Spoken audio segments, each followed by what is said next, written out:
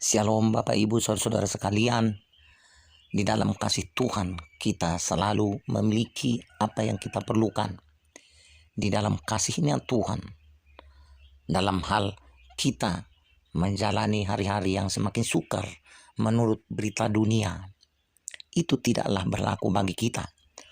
Oleh karena kita adalah warga negara sorga, kata firman Tuhan, dan itu kita yakini.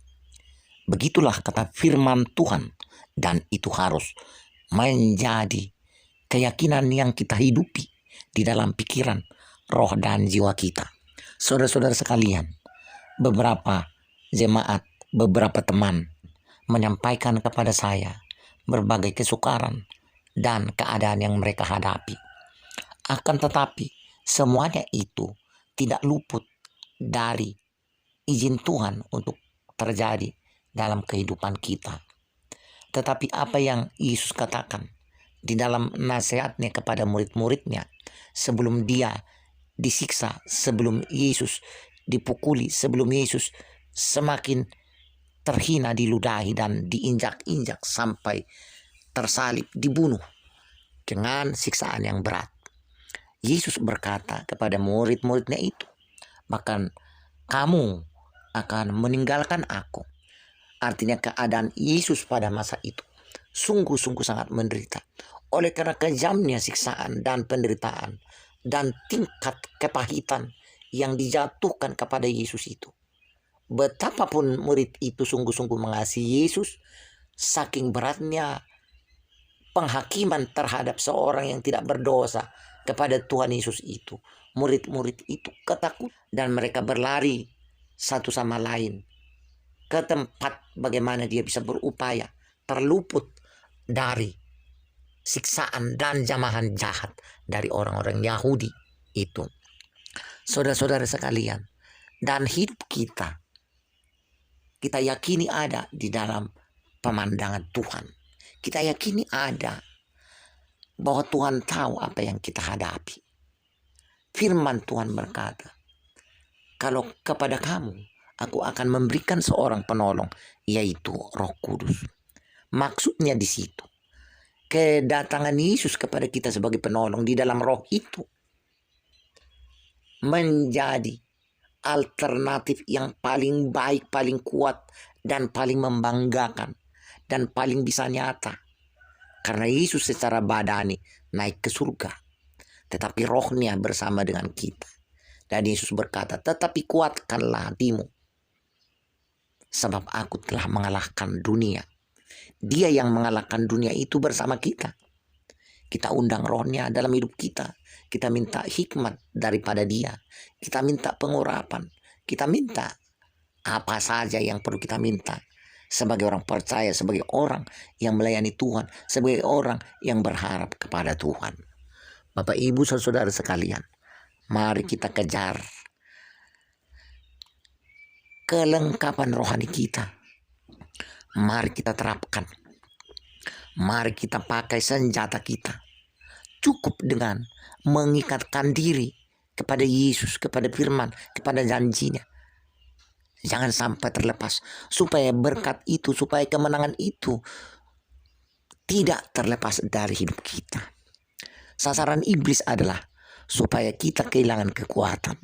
Dan kekuatan yang iblis takuti bukanlah kekuatan uang kita, kekuatan pikiran kita, kekuatan kecerdasan kita, melainkan kekuatan bagaimana hati kita memiliki Yesus, bagaimana hati kita ditinggali diam oleh Yesus yang hidup, yang berkuasa melalui rohnya di dalam kita. Saudara-saudara, katakan sekarang, Tuhan Yesus, Engkau ada di dalam saya melalui Roh Kudus. Dan saya undang Engkau sungguh-sungguh menjadi penguasa pikiran, menjadi penguasa hatiku. Dan sekarang saya mengalahkan dunia oleh karena Yesus telah mengalahkan dunia. Bapak Ibu, perkatakan perkataan iman. Dan perkataan iman itu adalah firman yang menciptakan bagi kita. Kita tidak mengatakan pernyataan iman kita itu dengan kesombongan, tetapi kita memperkatakannya oleh karena Kristus menjanjikannya. Bukanlah semacam apa yang dituduhkan oleh pengajar-pengajar lain, seolah-olah kalau saudara mengklaim kesembuhan bagi dirimu dan bagi orang yang kau doakan, itu seolah-olah menjadi sebuah kesombongan. Tidak sama sekali. Melainkan karena kita percaya kepada Tuhan, kita yakin kepada Yesus, karena dia ada dan dia berkata bahwa dia ada bagi kita, menyertai kita sampai akhir zaman.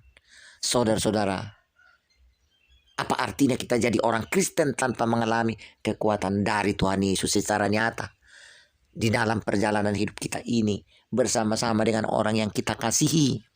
Kita perlu berdoa, kita perlu mengklaim, kita perlu memperkatakan itu sebagai bukti untuk memetraikan dalam hidup kita pengalaman yang indah bersama dengan Tuhan.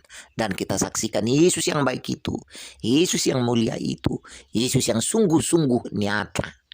Bukan sebatas cerita, bukan sebatas agama, tetapi suatu kenyataan hidup yang lebih nyata dari kenyataan yang diberikan oleh dunia. Haleluya. Itulah sebabnya Yesus berkata, aku ada dan tetap ada dan akan ada sampai selama-lamanya. Itulah yang kita imani Bapak Ibu Saudaraku. Mari kita berdoa kepada Tuhan. Kita serahkan diri kita kepada Tuhan. Haleluya. Tuhan Yesus, siapapun saudara kami, hamba-hambamu, anak-anakmu yang mendengarkan berita pengajaran ini, suara audio firman ini Tuhan, biarlah mereka saat ini dijamah oleh kuasa-Mu, dibangkitkan, dinyalakan, berkobar di dalam iman, dan mereka mencapai kemenangan itu. Pakai bibir, mulut, lidah kami Tuhan, untuk diurapi oleh Roh-Mu, memenangkan perjalanan kami bersama dengan Engkau di dalam nama Tuhan Yesus Kristus. Maka diberkatilah orang yang mendengarkan firman ini, khotbah ini, diberkati dan mengalami pengalaman bersama Yesus yang mengalahkan dunia. Yang mengalahkan dunia, apapun yang terjadi, kesukaran di dunia ini. Tetapi kami istimewa karena memiliki iman kepada Yesus Kristus dan percaya kepada janjinya bahwa Engkau Tuhan Yesus adalah the victorious, pemenang di atas segala sesuatu. Dan kami ada di dalam Engkau, sehingga kami ikut berkemenangan atas seluruh keadaan yang kami hadapi. Kami diberkati, kami berbahagia, kami luput dari segala yang jahat, dan kami memenangi segala hal dalam hidup kami. Bergembira, bersukacita atas semua kemenangan itu, di dalam nama Tuhan Yesus Kristus. Haleluya. Amin.